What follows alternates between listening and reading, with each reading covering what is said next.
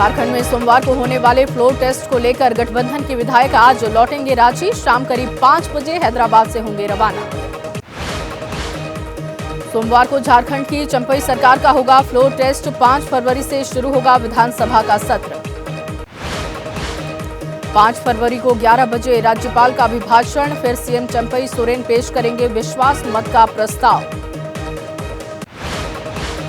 हेमंत सोरेन को floor test में भाग लेने की अनुमति। रांची की विशेष कोर्ट ने इजाजत दी है। सोरेन ने मांगी थी अनुमति। हैदराबाद के एक रिजॉर्ट में रुके हैं झारखंड के सत्तारूढ़ गठबंधन के विधायक। बर्थडे मनाते विधायकों की तस्वीरें आई हैं सामने। ईडी की हेमंत सोरेन से आमने सामने बिठाकर पूछताछ की तैयारी है। सोमवार को आरोपी भानु प्रताप की रिमांड पर सुनवाई। भानु प्रताप की रिमांड मिलते ही हेमंत के सामने बिठाकर पूछताछ संभव है। हेमंत सोरेन पर भानु प्रताप की मदद से 8.5 एकड़ की जमीन अवैध रूप से हासिल करने का आरोप है। ईडी की गिरफ्तारी के खिलाफ हेमंत सोरेन की याचिका कल झारखंड हाईकोर्ट में होगी सुनवाई। हेमंत सोरेन को रात में बिरसा मुंडा जेल में रखने की अपील खारिज की गई। पीएमएलए कोर्ट ने दी वकील, परिजन और पत्नी को आधे घंटे मिलने की इजाजत। विभाग बंटवारे के बाद दिल्ली पहुंचे बिहार के दोनों डिप्टी सीएम। सम्राट चौधरी ने कहा बिहार में लौट आया सुशासन। विजय सिन्हा बोले जंगल राज से आजादी पाने के लिए बधाई।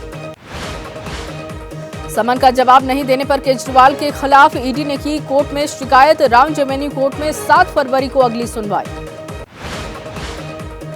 ईडी की शिकायत पर बोली आप नेता प्रियंका कक्कड़। कहा कोर्ट में दाखिल करेंगे जवाब। कोर्ट के निर्देश का इंतजार करिए। बीजेपी पर आप विधायकों की खरीद फरोख्त का आरोप है। दिल्ली पुलिस आज मंत्री आतिशी को भेजेगी नोटिस। केजरीवाल ने कहा क्राइम रोकने की बजाय पुलिस अफसरों से करवाई जा रही है नौटंकी। मुझसे इनके राजनीतिक आका पूछ रहे हैं कि किस एमएलए को तोड़ने की गई कोशिश। केजरीवाल ने लगाया था आरोप उनकी सरकार गिराने के लिए बीजेपी ने की थी आपके 7 विधायकों को 25-25 करोड़ देने की पेशकश। 30 जनवरी को दिल्ली पुलिस कमिश्नर से मिले थे दिल्ली बीजेपी के नेता वीरेंद्र सचदेवा ने की थी आरोपों की जांच किए जाने की मांग। लालकृष्ण आडवाणी को भारत रत्न की घोषणा पर पीएम मोदी ने बधाई दी। कहा आडवाणी जी को सम्मान, हम सब कार्यकर्ताओं का सम्मान। भारत रत्न देने की घोषणा पर जेपी नड्डा ने कहा आडवाणी का नाम उन नेताओं में शुमार जिन्होंने देश को मजबूत करने का किया काम। बीजेपी के वरिष्ठ नेता मुरली मनोहर जोशी ने लालकृष्ण आडवाणी से घर पर जाकर की मुलाकात। कहा देश के करोड़ों लोगों को खुशी मिली। आडवाणी को भारत रत्न सम्मान देने की घोषणा पर पूर्व उपराष्ट्रपति वेंकैया नायडू ने जताई खुशी। कहा आडवाणी शुचिता और समर्पण के प्रतीक हैं। आडवाणी को भारत रत्न सम्मान देने की घोषणा पर मुख्यमंत्री योगी ने जताई खुशी। कहा दशकों की लोक सेवा को सम्मान मिला। भारत रत्न की घोषणा का ओवैसी ने विरोध किया। कहा जिस शख्स ने मौजूदगी में बाबरी मस्जिद की शहादत कराई उसे सम्मान देकर क्या संदेश देना चाहती है सरकार। समाजवादी पार्टी के अध्यक्ष अखिलेश यादव ने कहा आने वाले चुनाव में वोट के लिए बीजेपी आडवाणी को दे रही है सम्मान।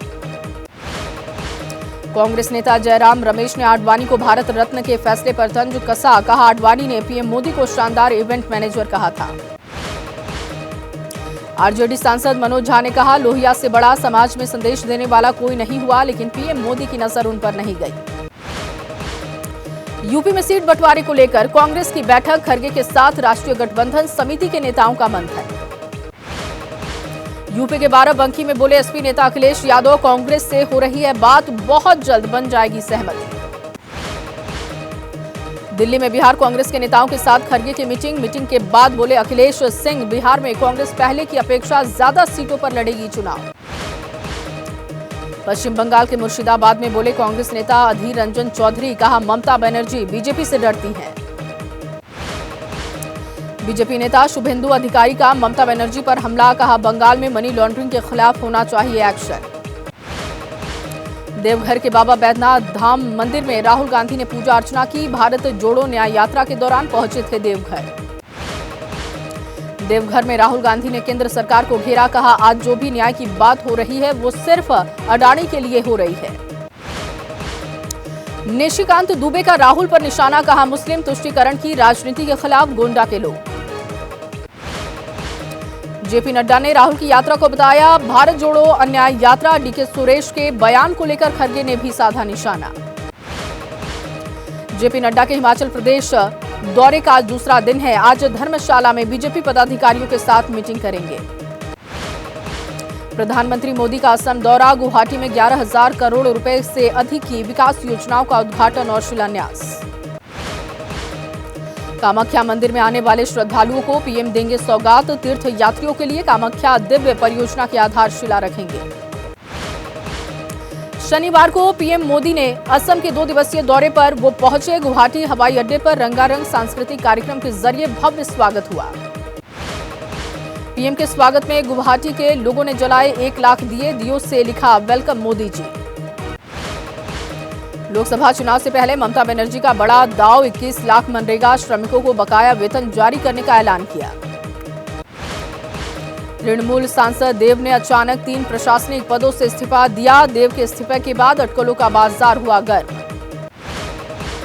पंजाब बीजेपी अध्यक्ष सुनील जाखड़ ने पंजाब सरकार को घेरा। कहा छल्ला गाने की बजाय राज्य के गंभीर मुद्दों पर ध्यान दे मुख्यमंत्री। पंजाब कांग्रेस के नेता नवजोत सिंह सिद्धू पर अनुशासनात्मक कार्रवाई करने के लिए पार्टी नेतृत्व को लिखा पत्र। सिद्धू पर पार्टी से अलग बैठकें करने का आरोप है।